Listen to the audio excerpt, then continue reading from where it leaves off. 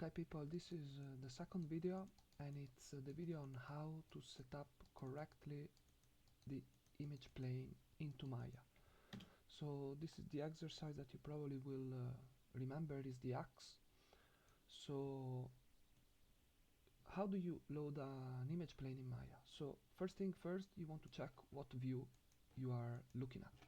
So this axe is clearly in the front view. So that's the view you want to load this image plane. In this case then, as I said, is the front view. We go to the front view, and then there are two ways. You do view, image plane, import image, or you press this icon here, and it's kind of the shortcut to this. So if you, probably this is a bit quicker, just go like this, image plane, and then I've got the path copy pasted, and here you go. I found my image, I double click, and I have it. Bam. One thing I like to do is I don't like to work in negative space, and for this reason I usually take my image plane up on the origin, so we're not on negative space.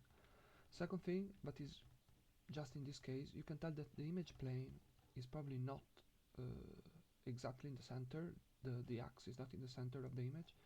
Ever so slightly you can tell that, you know, this should be the middle line.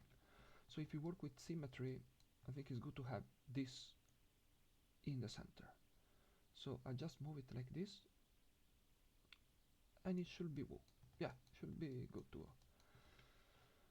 Now there are different ways to, you know, to go, you know, forward with this, because in my opinion, you see, every time you click you could basically move the image plane, and if you're working with stuff on top of the image plane, I think it's boring, because you want to select the cube, but you know, you could select the image plane as well, like you're here, but then you, I mean, it's, I can be honest with you, I think it's a bit annoying.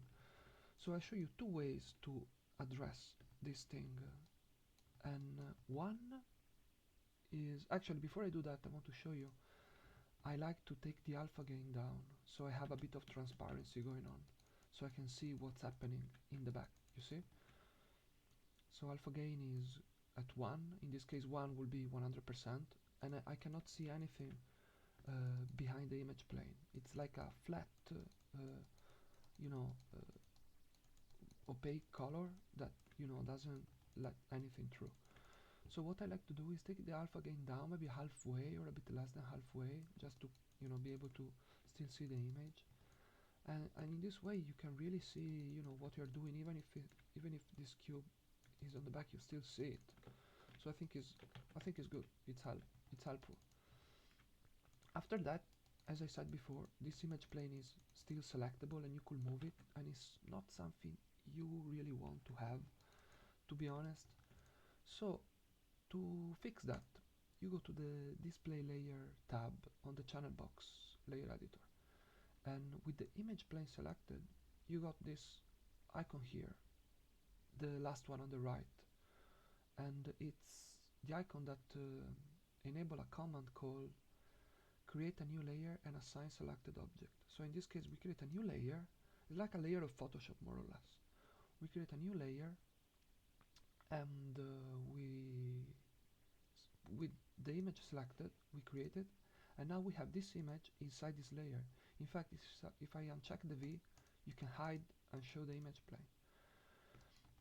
At this point you still have it selected, but it's in the layer. You double click here until you get an R. So R will be like reference. I think it makes everything unselectable. So in this case, yeah, as you can see, I cannot select the image plane anymore, and I can hide it as I like if I don't want it anymore. The other way that Steph suggested is this one. So I select the image plane and I go to the channel box layer editor, and basically I select everything, and I do right click, lock selected. So in this case you can still select it, but you cannot move it. But to be honest, I think, I don't know, I don't want to say that my way is better, but if you are like this and you like for example want to um, you know, hide and show your image plane, you should, you know, go to, you know, here and, you know, toggle this visibility on and off. I mean, I think it's probably the same thing, so depends by what you guys prefer. I just think like this, you cannot move it, but you can still select it. So sometimes it's annoying because you're here, you select something, and you select the image plane again.